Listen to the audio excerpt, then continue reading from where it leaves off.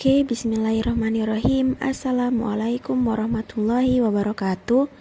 Saya Alpi Kurnianingsih dari jurusan Manajemen Pendidikan Islam. Di sini saya akan mereview jurnal At-Ta'dib dengan judul Penanaman Nilai Keagamaan Perspektif Psikologi Pendidikan yang ditulis oleh Al-Ustadz Abdul Hafiz bin Zaid, yang ditulis pada bulan Sya'ban tahun 1429 dengan volume 4 nomor 2. Jika di dalam diri manusia terdapat aspek internal yang bernama kecemasan, maka pada dasarnya menguat atau melemahnya kecemasan itu banyak bergantung kepada faktor lingkungan. Dalam lingkungan fisik yang penuh pesona keindahan, kecemasan manusia bisa berkurang atau bahkan polusi, pencemaran, dan sebagainya. Menurut psikologi modern, jiwa manusia bersama raganya merupakan satu kesatuan jiwa raga yang tidak dapat dipisah-pisahkan. Kegiatan jiwa itu tampak juga pada kegiatan raga, karena jiwa dan raga memerlukan suatu kesatuan. Maka demikian pula dengan ilmu jiwa atau psikologi dalam arti modern, yang merupakan suatu ilmu kesatuan jiwa dan raga. Dengan demikian, ilmu jiwa raga juga dapat dianggap sebagai ilmu pengetahuan alam atau eksakta dan dapat disejajarkan dengan ilmu pengetahuan biologi atau fisiologi. Dalam sejarah keilmuan Islam, kajian tentang jiwa tidak seperti psikologi yang menekankan pada perilaku, tetapi jiwa dibahas dalam konteks hubungan manusia dengan Tuhan.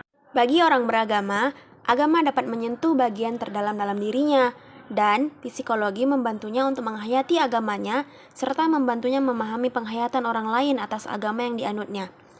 Seberapa besar psikologi mampu menguak keberagamaan seseorang sangat bergantung kepada paradigma psikologi itu sendiri.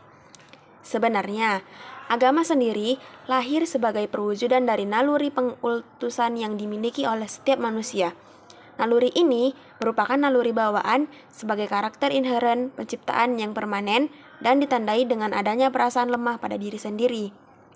Perasaan lemah ini, meskipun ditutup-tutupi dengan berbagai potensi lainnya, akan tetap tampak. Dari perasaan lemah yang permanen itulah muncul keinginan manusia untuk bergantung pada sesuatu.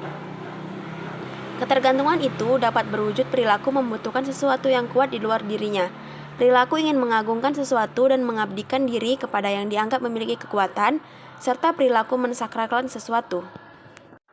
Tuhan paganis atau Tuhan dalam persepsi manusia primitif adalah fakta bahwa manusia senantiasa membutuhkan sesuatu yang dianggapnya sanggup mengentaskannya dari kelemahan, lalu ia mencari sesuatu itu dan mengagungkannya, hingga ia merasa yakin dan puas, oleh karenanya ia rela berkorban untuknya. Di dalam agama Islam, keberagaman sangat terkait dengan kepedulian terhadap lingkungan sekitar atau etika dan moral sosial. Dalam Al-Quran, kata-kata, "Wahai orang-orang yang beriman," selalu dibarengi dengan beramal soleh. Ini menunjukkan bahwa di saat orang yang menyatakan dirinya beriman, ia juga harus beramal soleh, lalu concern dengan kondisi sekitarnya. Seseorang pantas memperoleh predikat manusia beriman hanya saat tidak berbuat zolim kepada orang lain dan memperdulikan nasib mereka. Agama Islam, sebagai agama dengan muatan nilai-nilai yang bersifat universal, sudah selayaknya dijadikan sebagai acuan bagi setiap muslim dalam setiap sikap dan tindakannya, tidak terkecuali dalam proses mendidik dan mengajar. Nilai-nilai ini seluruhnya tertuang dalam kitab suci Al-Quran dan hadis Nabi Muhammad SAW. Profesor Dr. Nabil El-Samaloti menyatakan bahwa hubungan antara kesempurnaan kepribadian individu dengan kesehatan jiwa sangat erat sekali. Dalam konsep Islam, kesempurnaan kepribadian didasarkan pada dorongan-dorongan keimanan yang bersumber dari fitrah manusia.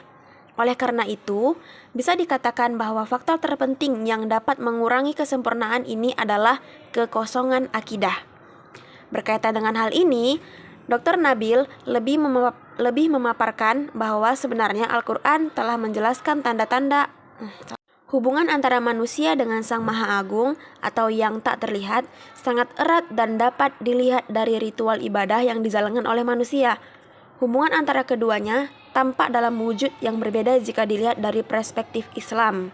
Karena hubungan ini juga tampak dari cara manusia bergaul dengan sesamanya yang telah diatur dalam kitab suci Al-Quran.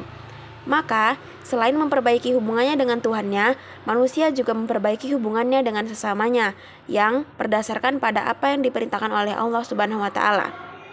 Mungkin ini saja yang dapat saya sampaikan mengenai penanaman nilai keagamaan perspektif psikologi pendidikan yang ditulis oleh Al-Ustadz Abdul Hafiz bin Zaid. Syukran ala hitimamikun, walakhir, wassalamualaikum warahmatullahi wabarakatuh.